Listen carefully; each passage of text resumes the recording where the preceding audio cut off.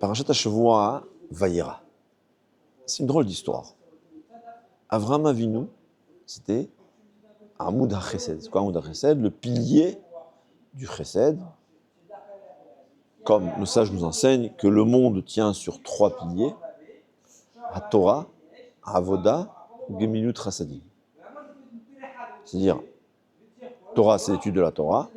La Avoda, c'est le service des korbanot. Et aujourd'hui, ce qui remplace, c'est la prière. Et Gemilut Chassadim. C'est quoi Gemilut Chassadim? Bienfaisance, aider l'autre. Et nos sages nous enseignent que chacun des 3 patriarches, c'était l'un de ces piliers. Avraham Avinu, c'était le pilier du Chesed. Yitzhak, c'est le pilier de la Avoda, c'était la Yira, en fait, c'était la crainte d'Hachem, c'est la Avoda d'Hachem, c'est la soumission totale à Hachem. C'est quoi un korban? Un korban, c'est-à-dire ce que on fait à l'animal, je suis prêt qu'on me le fasse pour Hachem. Soumis total à Hachem. Ouais. C'était ça Yitzhak Avinu, on était prêt à se faire sacrifier pour un Kadosh Baruch Hu. En fait, c'est pas qu'il a offert un korban et il a dit à Hachem, voilà, j'aurais voulu faire ça pour moi, sur moi-même. Il l'a fait, jusqu'au dernier moment. Donc c'est Amoud Avoda, et Yaakov Avinu, c'est Amoud Torah, c'était la Torah. En fait, c'est 14 ans d'études, jour et nuit. Ouais, jour et nuit. Évidemment aussi, ce qu'il faut savoir, que la Avoda, la Torah, c'est le Emet, c'est aussi l'honnêteté totale. C'est 3 piliers. Avraham Avinu, c'est un Amoud HaChesed. Non, c'est étonnant. Moi, je comprends, Boka Domoir, je comprends quand j'ai en face de moi quelqu'un qui a un besoin. Ouais. Et quelqu'un qui a un besoin, j'aime rendre service, je vais lui rendre service. Ça, c'est un Chesed. Mais Avraham Avinu, c'est quoi? Avraham Avinu, il était malade. Enfin, il s'était fait opérer à l'âge de 100 ans, il s'est fait opérer. Alors, c'est pas 100 ans d'aujourd'hui, c'est l'équivalent de 50 ans ou 60 ans d'aujourd'hui, mais quand même, hein, faire une bride à 60 ans, il y a une canicule, et Avraham Avinu n'est pas tranquille. Pourquoi il n'est pas tranquille? Parce qu'il n'a pas fait sa dose de chesed aujourd'hui. Il ne peut pas vivre. Il y a un problème. C'est comme quand quelqu'un n'a pas mangé, il n'est pas tranquille. Ouais. Il y a qui ne sont pas tranquilles quand ils ne sont pas étudiés. Ça aussi, je peux comprendre. Mais tu n'es pas tranquille parce que tu n'as pas rendu service à quelqu'un alors que personne n'a besoin. Si je savais qu'il y avait des gens dans la rue, parce que c'est quoi? Il faisait canicule, les gens ne sortaient pas de la maison. Alors, s'il y a des gens qui sortent dehors et qui n'ont pas de quoi manger, je comprends que je ne suis pas tranquille. Mais là, au fait, ils sont tous chez eux à la maison, ils n'ont pas besoin de se nourrir. Il n'y a aucun besoin dans le monde. Mais Avraham Avinu n'est pas tranquille. Il est obligé de donner. D'ailleurs, le Chafetz Chaim dit intéressant, il dit que puisque Al-Shlosha Dvarim Ha'olam Omed, 3 piliers, Torah, Avoda, Gemilut Chassadim, il faut faire attention que chaque jour, on ait accompli l'un de ces 3, les 3 plutôt. Étudier la Torah. Ouais. La Avoda, c'est la prière. Il y a qui disent que la Avoda, c'est étudier quelque chose qui remplace le sacrifice des korbanot. Ouais. Parce que c'est écrit que quand on étudie la Torah qui est des korbanot, c'est comme si on a fait. C'est pour ça qu'avant la tefila, ce qu'on appelle les korbanot, avant Odou, on lit le Ezeu Mekoman Shel Zevachim. Alors lire, prier, bien étudier une partie de la Torah. Rav Shach, par exemple, faisait très attention que chaque jour il étudiait, parce que c'est écrit qu'un Talmid Chacham, il ne doit pas se contenter seulement de lire ce qu'on fait dans les korbanot. Lire, c'est bien pour celui qui n'est pas capable d'étudier, mais un Talmid Chacham qui est capable d'étudier, il faut qu'il étudie. Donc Rav Shach, chaque jour, il faisait une étude spéciale de korbanot, ouais, de Seder Kodshim, une question, une réponse, quelque chose d'approfondi, pour justement accomplir la Avoda. Et Gemilut Chassadim, dit le Chafetz Chaim, fais en sorte que chaque jour, tu fais un Gemilut Chassadim. C'est quoi Gemilut Chassadim? C'est pas de tzedaka. Tzedaka, c'est donner l'argent. L'argent, c'est aussi, il faut donner tzedaka chaque jour. C'est une autre chose, c'est vrai aussi. Parce que la tzedaka aussi, ça tient le monde. On doit donner chaque jour. Mais Chesed. Chesed, c'est avec ton corps, une aide. En Israël, c'est facile, tu as une voiture, tu passes, tu vois des gens qui t'arrêtent, tu les prends, ça qu'ils appellent Trump, je ne sais pas comment on appelle ça en français. Pas Donald Trump, un Trump, vous appelez ça en Israël, comment tu appelles ça en français? Du stop, là, du... Ouais, mais ouais, prendre quelqu'un, celui qui a une voiture, il veut avancer. Mais aider les autres. Quand tu as une grande communauté, c'est facile. C'est ça, Chafetz Chaim. C'était ça, Avraham Avinu. Il était hanté par le fait qu'il va passer une journée sans faire du chesed. Comment il va vivre? Et c'est à comprendre. Je peux comprendre que s'il y a devant moi quelqu'un qui a besoin, je veux lui rendre service. Mais chercher le chesed, alors que personne n'en a besoin. Mais au fait, si on comprend bien, la Torah nous dit, la Torah trilata chesed vesofa chesed. Le début c'est le chesed et la fin c'est le chesed. Le début c'est qu'Akadosh Baruch Hu, il a fabriqué des habits Adam Arishon, et la fin c'est le chesed, c'est qu'Akadosh Baruch Hu, il a enterré les morts. Ouais. Alors aujourd'hui, il y a la Chevra Kadisha, mais dans le temps, on n'est pas conscient de ce que c'est enterré dans le temps. Il fallait creuser. Il n'y avait pas de tracteur. C'était à la pioche. Et à Yerushalayim, c'était de la roche. Ouais. Alors, et il fallait, les gens, on payait pas un salaire comme aujourd'hui. Donc il fallait faire la mitzvah. D'aller creuser pour enterrer, c'était une mitzvah qui n'était pas facile. Dans certains endroits. Dans d'autres endroits, elle était peut-être pas difficile. Mais c'était du travail. Donc, chesed. Qu'est-ce que ça veut dire? Et ça, c'est ce qu'il faut comprendre. Pourquoi Akadosh Baruch Hu nous a créés? Alors, comme dit le Ramchal, le premier pourquoi, personne ne peut comprendre. Et que Hachem, on ne sait pas. Ouais. Mais ce que Hachem nous a dévoilé, de ce que nous, on pourrait comprendre, c'est Derech Hatov Lehetiv. Akadosh Baruch Hu, c'est la bonté totale, et quelqu'un de bon, ouais, il veut faire du bien aux autres. C'est pas une question parce que lui, il manque. C'est pas parce que celui en face de moi, il a un besoin. Ça, c'est la pitié, qui est aussi une qualité. Mais c'est pas de ça qu'on parle. Derer hatov lehetiv. Quelqu'un de bien, de bon, il aime faire du bien aux autres. Il recherche des personnes à qui donner. C'est la raison pour laquelle on aime les enfants, on veut avoir des enfants. On veut avoir des enfants, sa nature, elle est, parce qu'on veut donner. Quelqu'un, derer hatov lehetiv. Chacun selon sa volonté. Il y a quelqu'un que pour lui, plus de 2 enfants, c'est un problème, parce qu'au-delà de 2 enfants, on ne peut pas aller en vacances. Hein, c'est difficile avec 3 enfants d'aller au ski. Mais il y a toujours un peu. Rav Dessler, il dit, pourquoi les gens ils aiment élever des animaux? Parce que quelqu'un, il aime donner. Le bon, chacun il a un petit peu de bon. Malheureusement, il y en a que même ce peu, ils n'en ont pas. Ouais, ils veulent avoir 0 dépense, ouais, même pas. Et il y a, dit Rav Dessler, ils ont un peu, on appelle ça ce koach hanitina, cette volonté de donner.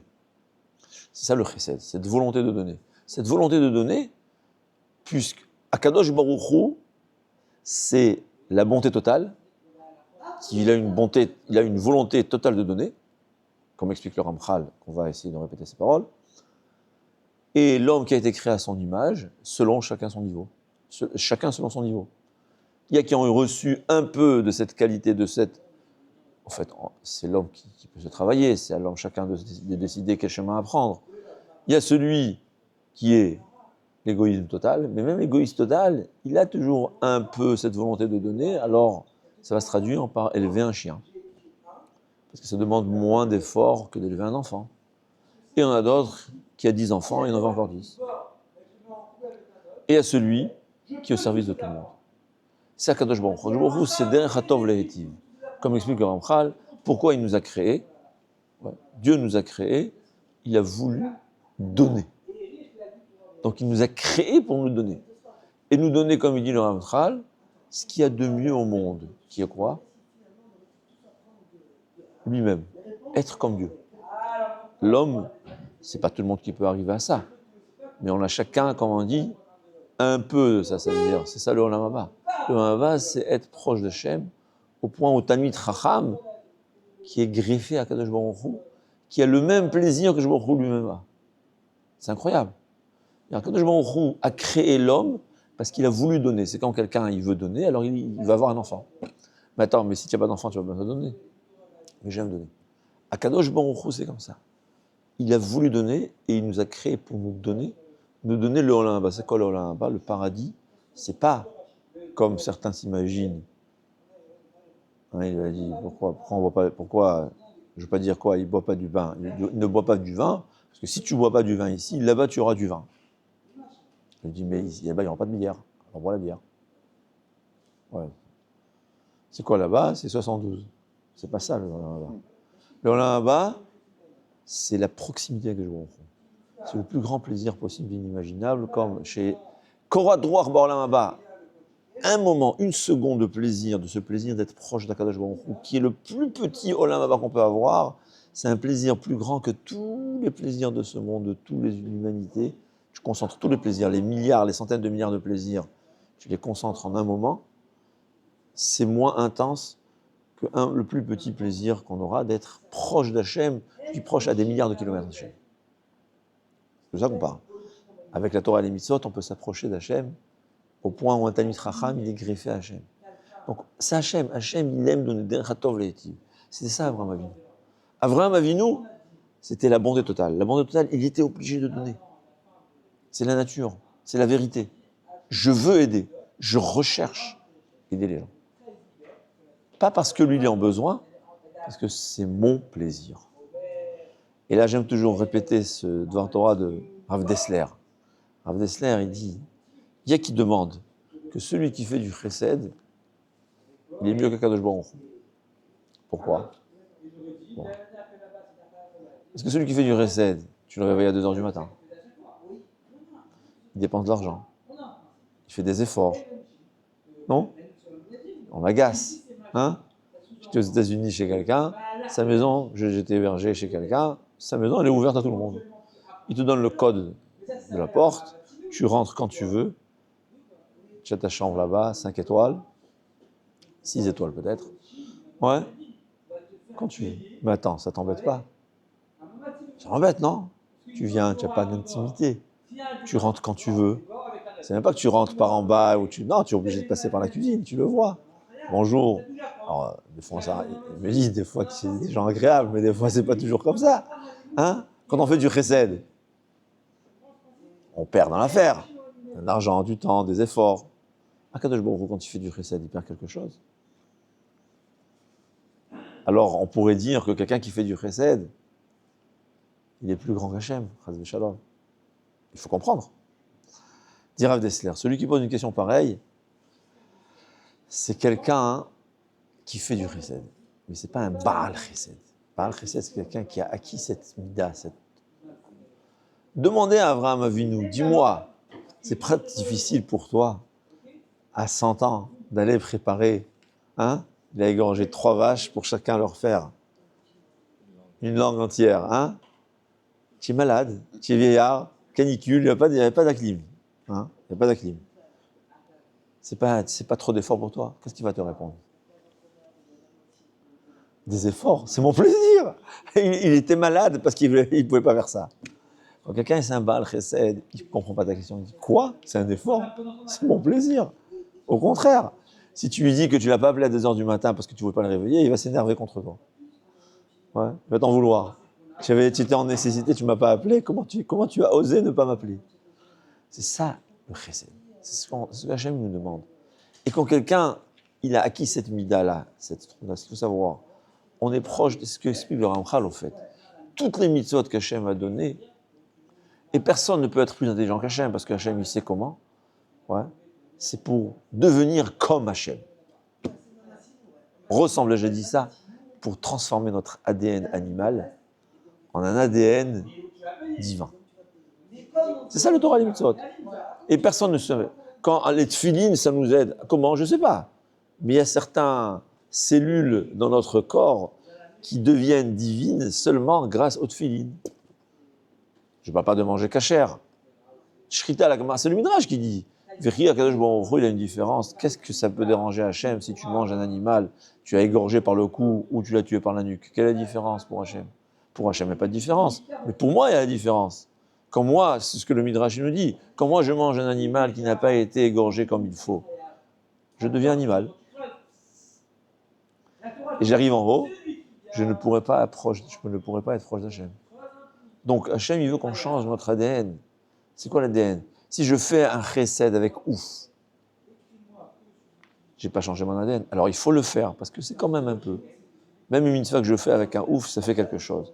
Les Olam, la Gemara a dit, il faut toujours faire une mitzvah, même si on l'a fait chez l'Olishma. Je ne la fais pas pour le plaisir d'Hachem. Je fais par intérêt personnel. Je fais une mitzvah par intérêt personnel, c'est toujours, ça va me ramener à faire la mitzvah convenablement. Ça veut dire quelqu'un que toute sa vie, il a fait du chesed, pas de bon cœur. Tôt ou tard, il va faire son chesed avec de bon cœur. Il pourra plus vivre sans ça. Ça peut mettre 10 ans, ça peut mettre 20 ans, ça peut mettre 100 ans. Et c'est pas grave. Je me suis amélioré au fur et à mesure. Mais c'est ça le chesed, devenir comme Hachem. Hachem, il a créé le monde parce qu'il est Baal chesed. Derech hatov lehetiv. Et un des points les plus importants pour ressembler à lui, c'est devenir Baal chesed.